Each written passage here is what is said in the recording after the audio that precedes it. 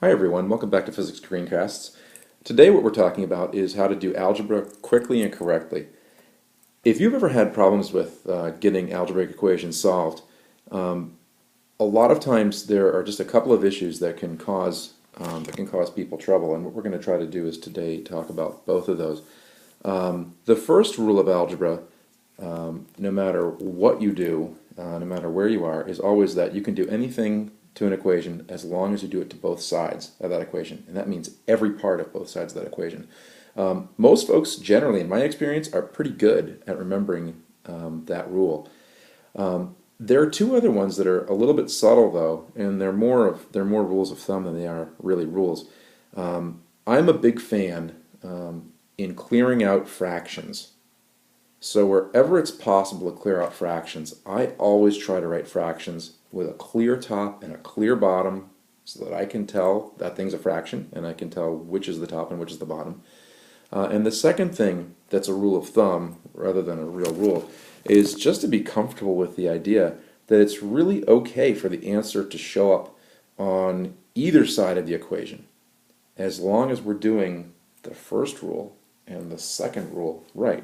So in this, what we're going to do is work through a bunch of examples, and hopefully you'll see what we mean. In this one, the sample example is asking us to solve this equation for L. So I've got x over L equals Greek letter, and that's lambda is what he is, over D. And I think this equation is the one that works for diffraction gratings, like compact discs can scatter light depending on this equation right here.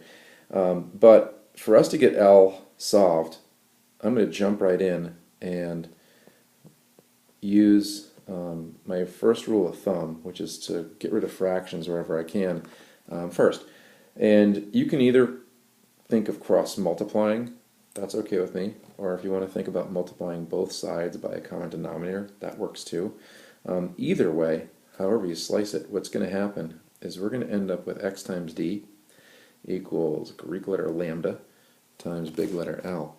And that looks a whole lot nicer. So my big reason for trying to clear out fractions is just because it makes the equation so much simpler to look at visually.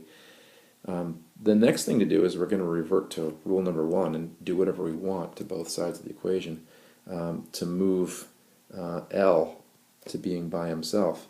And if you notice what's going to happen in this one, I am going to end up with L by himself, and I'm going to end up with L on the right side of the equation. So that's kind of an example of rule number two. Don't freak out when that happens. It's okay for L to end up over here. Boom, that's done, that's correct.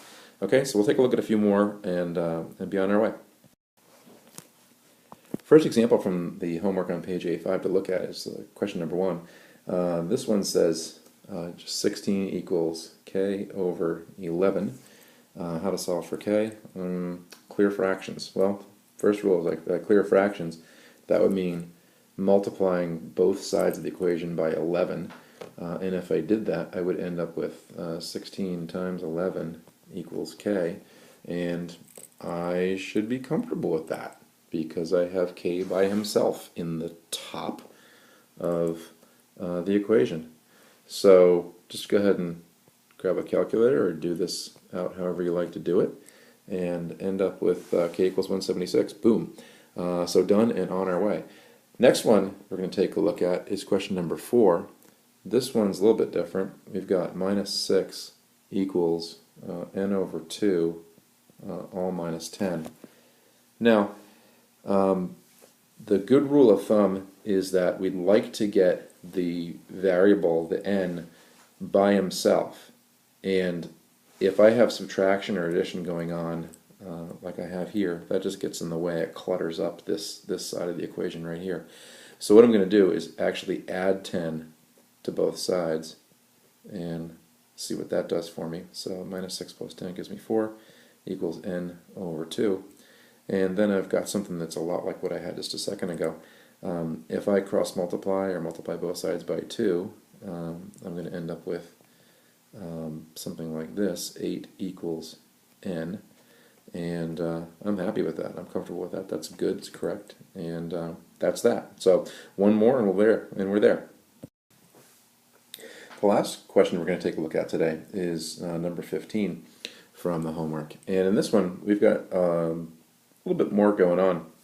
This is actually a physics equation that we'll really use. I'm not going to tell you where yet, but this is an equation that works to describe something real. What we're supposed to do is to get V by himself. And so happily there's no addition or subtraction that's going on, so what I can do is get right to my first rule of thumb and get rid of fractions. And I'm going to multiply both sides by r, so I get FR equals mv squared. And then the next move that's going to help me get V by himself is to divide both sides by m. And the reason I'm going to do that is I see the m multiplying the V, and what I do is I just do the opposite of what he's doing. So if I divide both sides by m, that works out. Now there's one final thing that's more of a reminder. I know I'm not teaching you this, but if you have V squared equals this stuff over here, FR over m, then the trick that you want to do is do the opposite of squaring. So what I do is if I have FR over m equals V squared, I'm going to take the square root of V squared and the square root of that side. So again, everything's legal as long as I do it to both sides. And I'll end up with V equals FR over m, but it's all inside that square root symbol right there. And that's one other common kind of issue you're going to encounter with algebra. So if you can do those three things, remember the basic rules of algebra, that whatever you do, do it to both sides. Number two, clear out fractions as soon as you possibly can. And number three, just be comfortable with the idea of the answer showing up on the right hand side. You are going to have a dandy time and not be troubled by algebra at all. Have a great day. Bye-bye.